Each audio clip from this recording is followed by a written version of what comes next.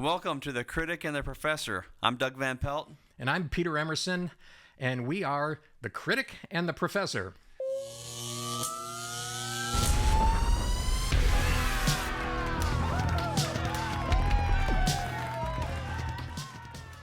That's right. We're going to listen to some music. We're going to get Peter's first reaction on a Christian metal song he's never heard in his life. And we're going to do some rapid fire questions with each other. Are you ready for rapid fire? I suppose I'm ready for Rapid Fire. Rapid fire. All right, Peter, here's your first question. The last thing you do before you go on stage? The last thing I do before I go on stage. Gosh, that's a great question. I try to clear my mind. I try to think and visualize myself doing whatever that first song is, just so that I can try to put myself in the moment before I'm in the moment, if that makes any sense.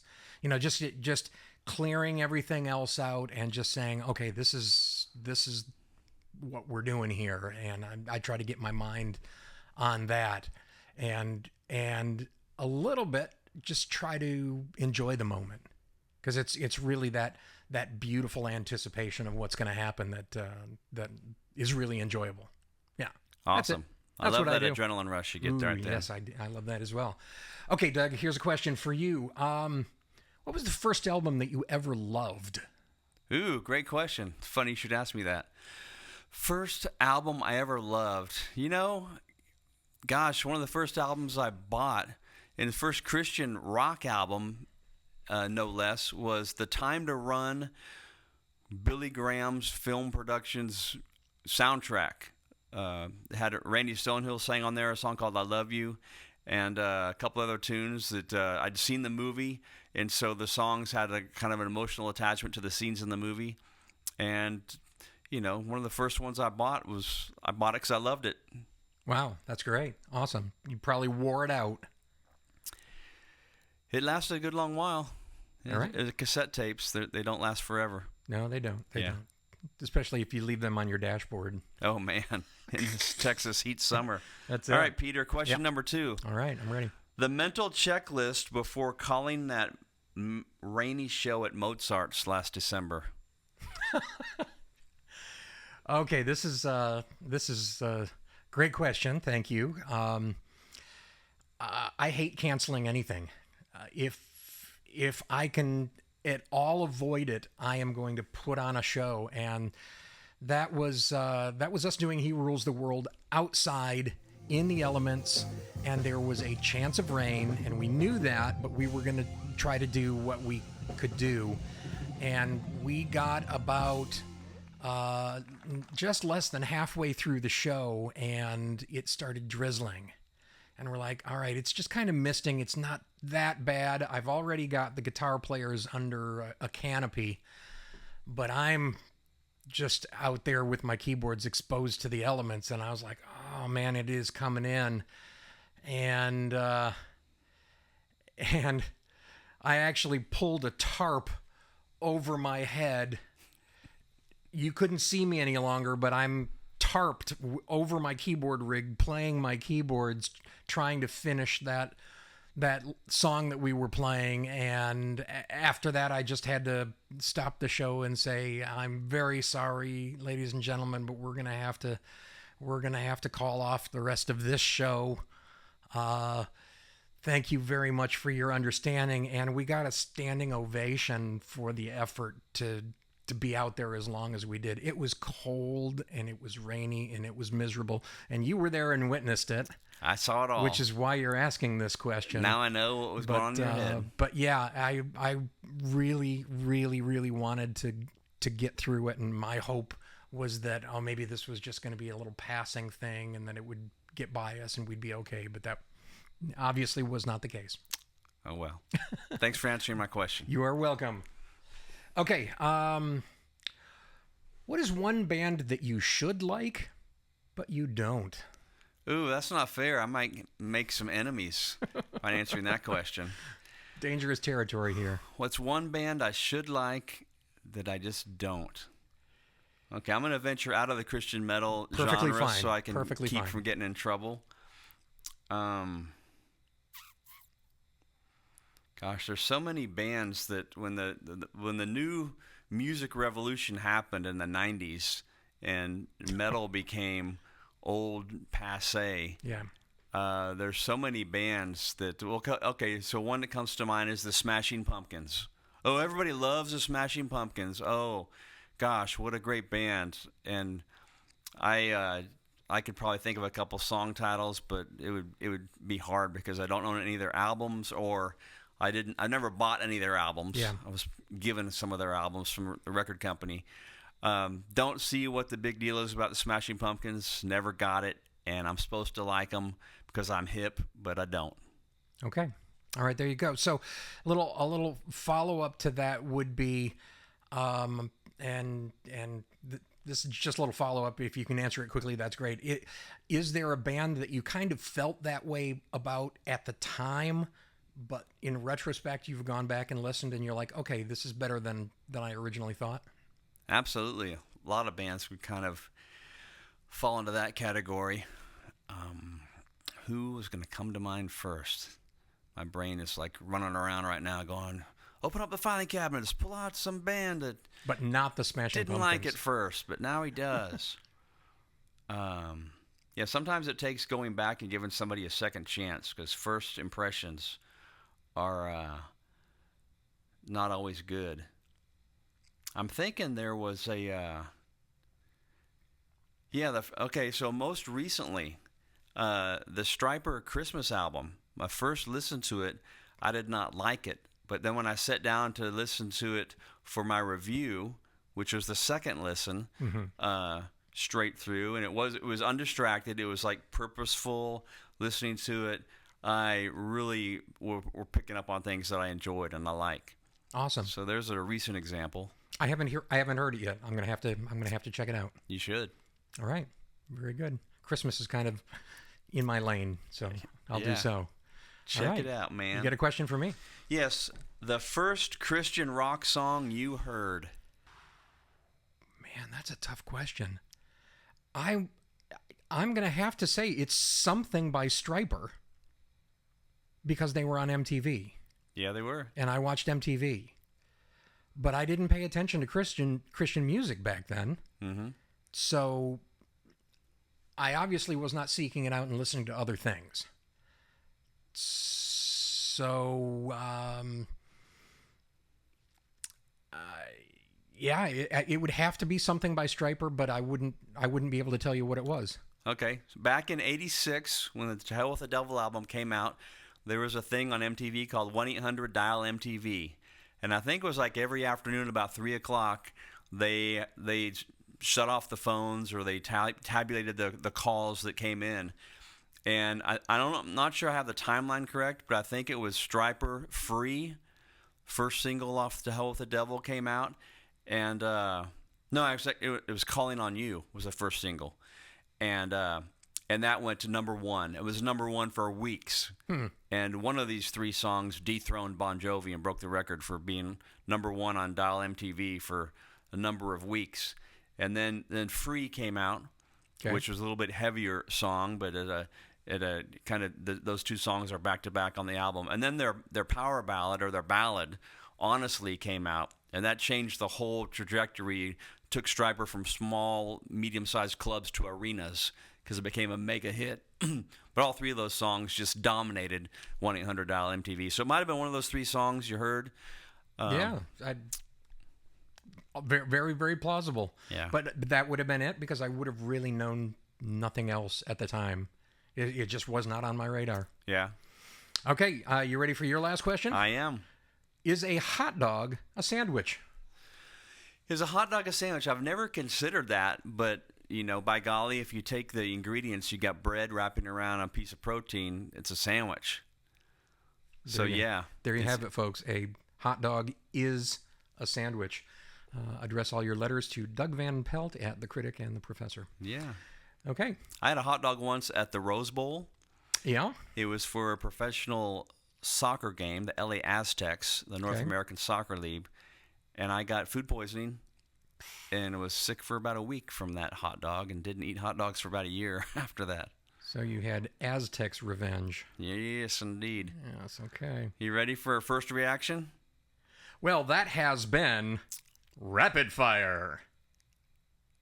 Rapid fire. So what do we have coming up next? Our main feature, is that it? This is the main feature, which is the first reaction, right? Main feature. Main feature. Okay, you ready? Okay.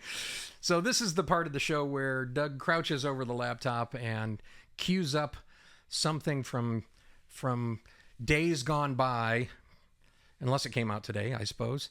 And he plays it for me because he knows that I have no idea what this music is going to be, and then I'm going to take my listening ear, and it's this one, and listen to it, and then try to figure out what's going on, comment on it, and Doug's going to tell me a little bit about it. So what you got here? All right, feast your ears on this, Peter. Okay, I'm feasting.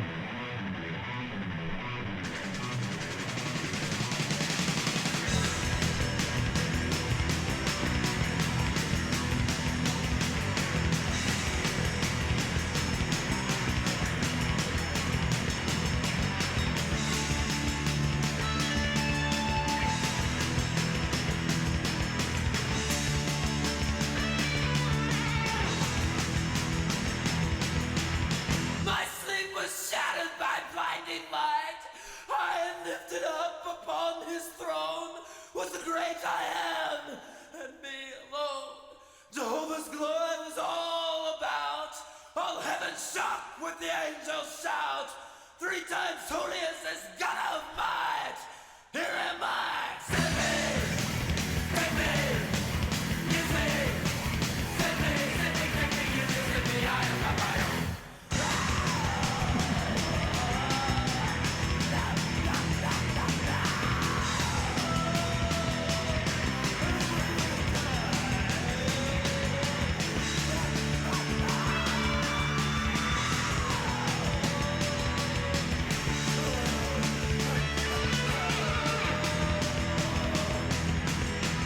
His righteousness screamed that I have sinned. Only conviction wraps me apart. A coal from the fire burns through my heart.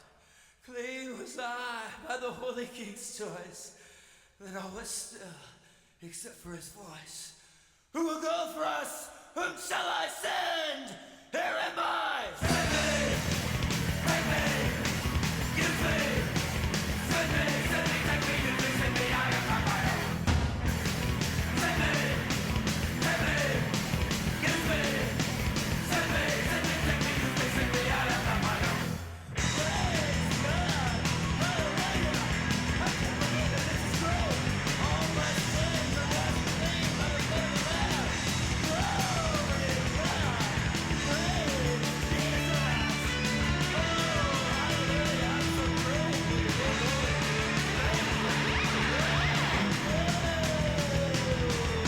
Here am I. Send me, take me, use me. Send me, take me, use me, send me. I am not my own. Here am I. There you go. Okay, cool. That was One Bad Pig with Isaiah 6. Okay, One Bad Pig. Okay, so that's okay. One Bad Pig. Some Austin people. Yes, in sir. that, right? Yep, So is that Paul Kupek? Yeah, that's his band. That's his band. Okay, so you introduced me to some of his Christmas work. Oh, yeah. A while ago with his A Christmas Carol that he did, and I think I met a couple of the band members from that. Well, Paul Rohrback played drums and produced their last album, Love You to Death. Mm-hmm. And Yep. you might have met Daniel Tuchek, the bass player. I'm not sure he was there. Maybe at Paul's CD release, at his album release. Yeah. Yeah, I think Yeah, so. okay, he was probably there then. I think so, yeah. All right. Very, very cool. Okay, so this to me, I was expecting metal, but I think that this is more like punk metal or... Yeah, punk thrash. Yeah, is that what you would call it? It's kind of its own thing. Punk rock, started started in various parts of the world, England, London, and you got Washington, D.C., and you got L.A., and there was a scene in Austin, and One Bad Pig was based in this scene and really was given birth to try to reach that scene. And thrash music was coming at that time in the mid '80s. Okay. Metal was evolving, and it was going faster and thrashier, and getting kind of dirtied up a little bit. The clean sheen of pop metal was giving way to this new sound. So they're kind of like a punk thrash band. So, long All right. answer to your question. Very cool. Very cool. Very theatrical, right? I can definitely make the connection of what Paul Kupek was doing with his Christmas Carol and what he's doing here. Although completely different styles, completely different voice. I would not, if I heard the two of them separate, I would not put them together. So that definitely shows me that he's got range, which is really cool. It's nice to see when a musician can work in several different genres and in different ways. And this was really cool. I'm trying to imagine what this would have been like live during his spoken word portions of the song. I imagine it was just screaming and yelling and whatnot. Live with a ton of energy, because man, he just really has that energy in there. And I really don't know anything about this band other than I know that Doug knows them and has recommended Paul Kupek to me in the past. I did know that Paul Roraback, PJ Bostic, was that he had worked with them, and Little Birdie tells me that he may be doing some work with them currently. On a Christmas album, no less. On a Christmas album, no less. A recurring theme here today. Okay, so, well, why not? He does rule the world with truth and grace, and there is joy in the world because of it. So yeah, Paul Kupek and One Bad Pig. Yeah, Paul's a guitar player. Okay. And obviously one of the chief songwriters. And Kerry Womack, whose nickname was Kosher, because Jesus made him clean. Okay. He was a singer, and he's the guy that would flop down on the stage and get very theatrical. So that wasn't Paul. Not singing. He's playing all the guitars. Okay. See, I didn't realize that. Because in the other project, it's Paul singing. Yeah. And acting. The story of Scrooge. That's right. In the Christmas Carol, and that. Okay, so I didn't.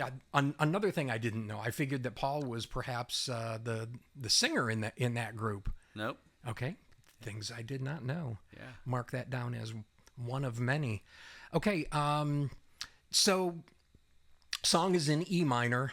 A lot of power chords going on. Keeping the harmony pretty simple.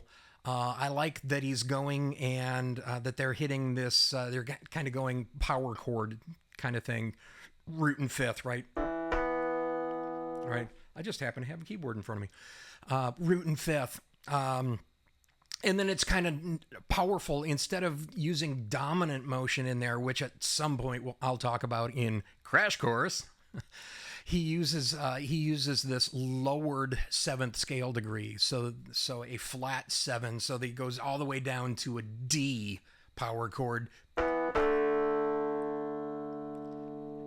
And then comes back up to that E power chord, which really has that minor feel, but it's kind of a gray area if you're doing power chords as to whether you're major or minor. It really depends on what your vocals are doing over top of it, because the third in a chord, root, third, fifth, determines whether it's major or minor. If it's a minor third, it's a whole step and a half step away from the root, and if it's a major third, it's 2 whole steps away from the root. So there's a little extra crash course for you there. All right. So yeah, no, I liked it. It had great energy, and it was the vocal sections that were storytelling sections in there were animated and very character driven, and it made me want to listen to it. It was very cool. Yeah, and you touched on something. You definitely have to see this live, because it's very shocking.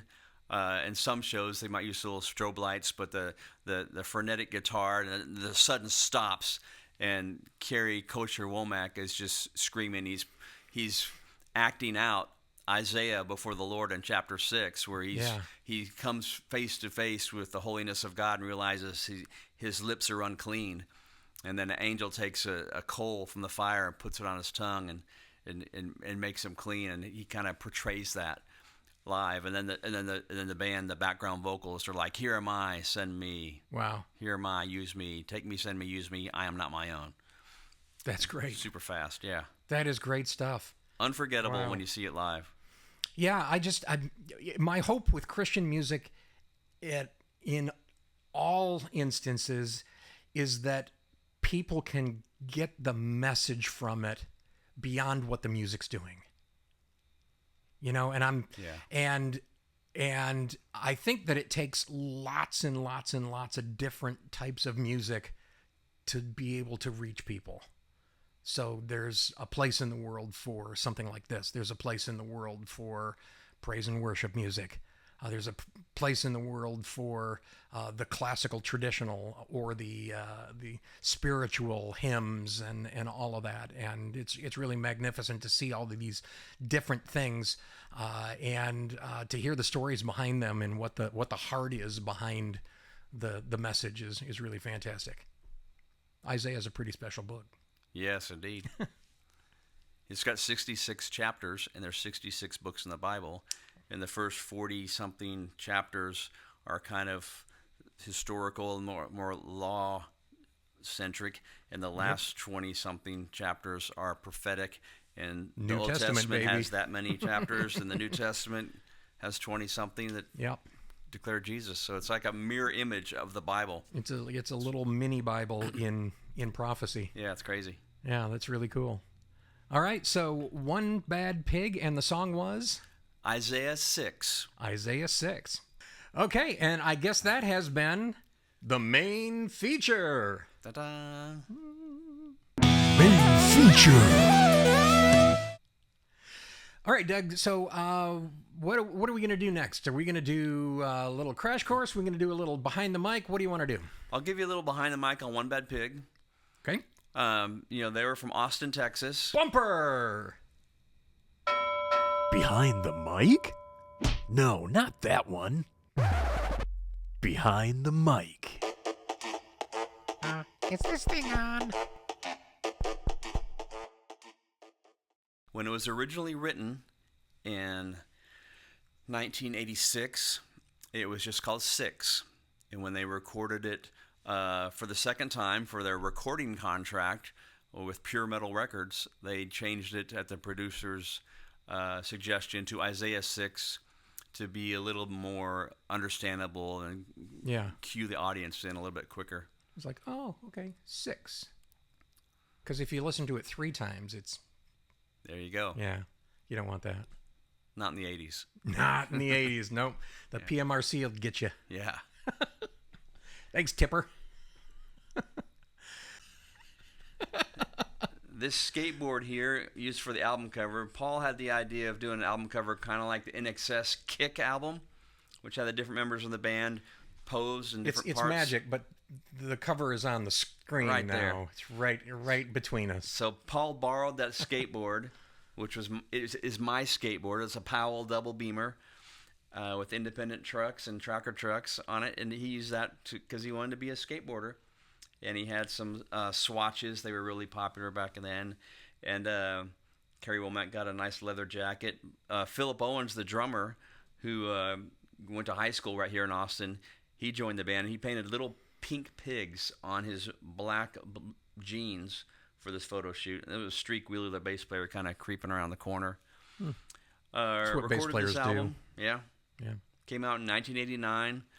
The band... I was buddies with these guys, and me and Paul and Carrie would go to some of the punk rock clubs. There was one called Liberty Lunch on 2nd Street in Austin, Texas. We would go down there on a Friday night and a Saturday night, specifically to kind of witness and kind of interact with the punks. There was punk shows there into the wee hours of the morning, and it wasn't all necessarily heavy-handed witnessing like with little tracts or booklets in our hands, but Yeah. we would converse with people, make friends with them, and they all knew that we were there representing Jesus, and so we kind of did it in kind of a friendship sort of way, and so the band kind of evolved about really wanting to reach this crowd with music. And so the band was formed. The band started as a joke. They went to the Cornerstone Music Festival up in Chicago in the summer of '85. And on their way there, they stopped in St. Louis at a pizza joint. And the local rock station had a picture of a pig with a guitar slung over his shoulder. And somebody said, "Hey, that's One Bad Pig." Somebody else said, "Hey, that would be a great name for a punk band. Hey, let's make the band." And all four people that were together, two of them eventually were in the band. The other two were friends that weren't really musicians like they were necessarily. They all had the glasses on. The whole joke that whole 4-day weekend was their new band, One Bad Pig. Well, the next year they actually played the Cornerstone Festival as One Bad Pig, or they made their debut in Austin the next year, and they played the Cornerstone Festival a year later. But it was a lot of fun. It started off as a joke, but God used something as foolish as that joke to really change people's lives. And that song you heard was kind of a show-stopping moment where at one point when Isaiah is wrestling with being unclean, the singer does that. And he usually weeps on stage and usually confesses something personal that he's been through that day or recently that's on his heart. And he's crying out to God. And it's really moving. The crowd was impacted by the genuineness and the starkness and the shocking value of this whole spectacle, and it really has a kind of a cool little spot in Christian heavy metal history because how unique it is and how powerful it is. Wow, that's very cool. That's very cool. All right, One Bad Pig, and that has been Behind the Mic with Doug Van Pelt. Hey. Behind the mic? No, not that one. Behind the mic. Is this thing on?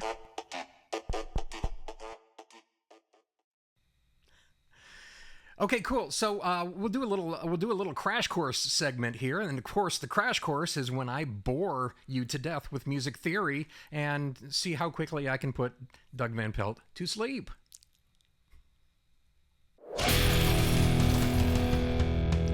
Crash course. Okay, so I've been thinking about this for a while because we have kind of included this segment, and this segment's going to kind of go back and forth between talking music theory about things that we've heard in some of the segments, and then there's some other topics that I'd like to talk about as well, and I think it would be really cool for us over the course of these episodes to kind of go through a basic 101 with kind of music theory and what, and this is from my perspective, of course, and what do I think about when I'm thinking basic construction, about applying this to rock and roll, applying this to commercial music, for lack of a better way of saying it. And so I want to start off talking about diatonic and non-diatonic. Do you know those words? Diatonic and non-diatonic. Two tones? Excellent. Okay, so if I said, hey, that is diatonic, would you understand what I'm trying to say? No, I would have like a general idea that you're maybe talking about two notes or tones that are competing with each other or complementing each other. Am I in the right ballpark? No, not really. Okay. But that's okay. That's okay. That's my stab. That's your stab, and it's a good guess because you would think that maybe biatonic would be, I don't know, but diatonic means of the tones. Of the tones, which means that if you're in a particular key, let's say that you're in the key of D. I happen to like the key of D. We talked about this before. Doug asked me, hey, what's the first note that you touch on the guitar when you pick it up? And I said, I don't know, maybe D. Just because I like the way that it sits on the hand. So I've got this little keyboard here that's a Yamaha CP mini keyboard, which is really kind of fun, and I use this to write with and all, but it's got good sounds in it as well. So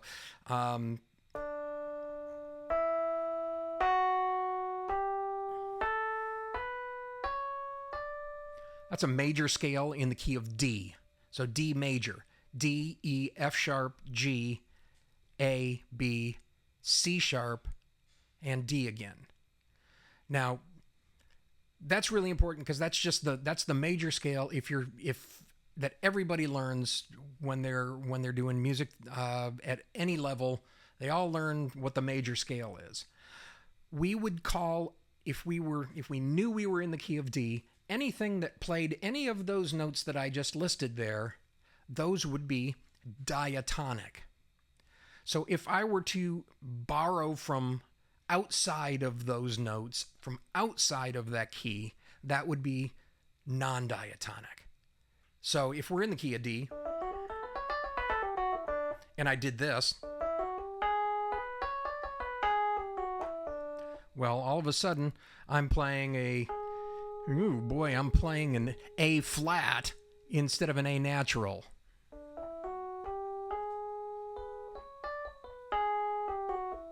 And that doesn't sound good at all. First of all, that doesn't sound good, but sometimes it does sound good to be non-diatonic. Mm-hmm. And so diatonic is staying safe within the boundaries of a key signature. Non-diatonic is venturing temporarily outside of that without changing the key. So you're going to play a note that's non-diatonic and then come back into the key that you're in. Jazz does this a lot. Jazz does this all over the place. And it uses tension to do that, because if you're just staying diatonic, let's say I'm in the key of G, and I'm playing the 5 chord in the key of G. So if G is 1, A is 2, B is 3, C is 4, D is 5, the 5 chord would be a dominant 7 chord, so it would be D7. And if I were to play non-diatonically over that, I could do this.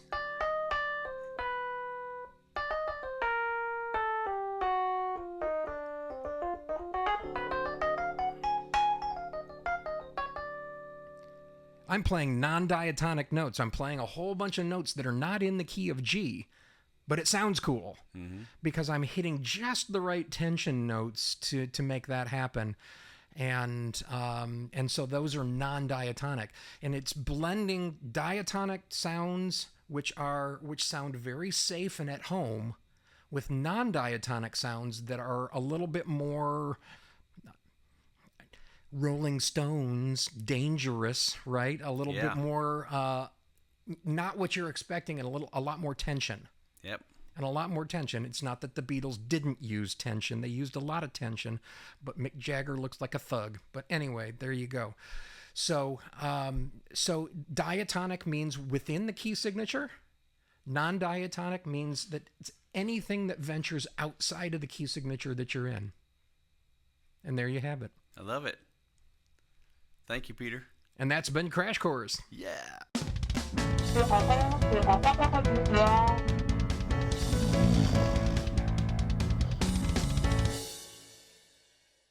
Did I put you to sleep? No.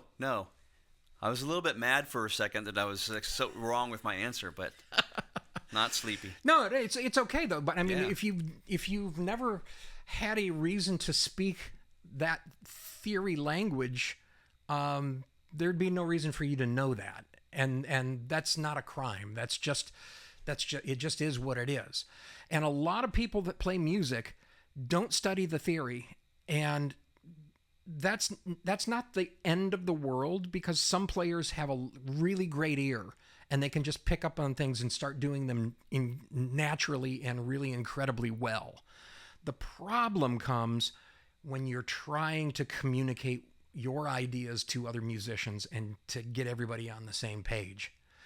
And what the theory does is, if you study the theory, it gives you that language in common that you can communicate back and forth and say, hey, I need the flat 13 on this.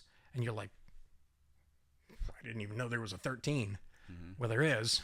and you can have a flat 13 as well. So being able to speak in that language and communicate with the musicians that you're working with takes things to the next level. You can work faster, more efficiently, and all be on the same page like instantly without having to bang your head against the wall. What was that you were doing there? You played an E flat, but we're playing a D chord. What's going on here?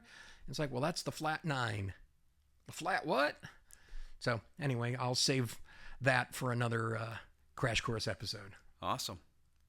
All right, there we go. So that has been Crash Course. All right, what else do we have on our docket here? I think that wraps up our episode, does it not? That might wrap up our episode. We're trying to keep things a little bit pithier so that we can kind of not ramble as much. Although I like to ramble. Doug likes to ramble. We're ramblers. Ramble on. See what you did there. You can play that song at my funeral. Okay. Yeah. Oh, okay. Alrighty then. So this has been The Critic and the Professor, and we'd like to thank our sponsors of the Sanctuary International Matrix, and Pastor Bob out there. Thank you for giving us the home for this podcast, and we hope that you would like and subscribe and come back, share it with all your friends. We want to grow this audience, and we hope to see you again soon. We also want to encourage you to check out Rex Riffs. That's right. Get your weekly dose of shred Monday, Wednesday, and Friday mornings. 1-minute video of Rex Carroll of White Cross Guitar Hero just shredding up on camera, delivered right to your phone. There you go. And, of course, check out heavensmetalmagazine.com and herulestheworld.com for more information about the rock opera and the telling of the nativity story through music that is pretty awesome, if I say so myself. I'll say so, too. Oh, awesome. Thank you. You're welcome. All right. We'll see you next time.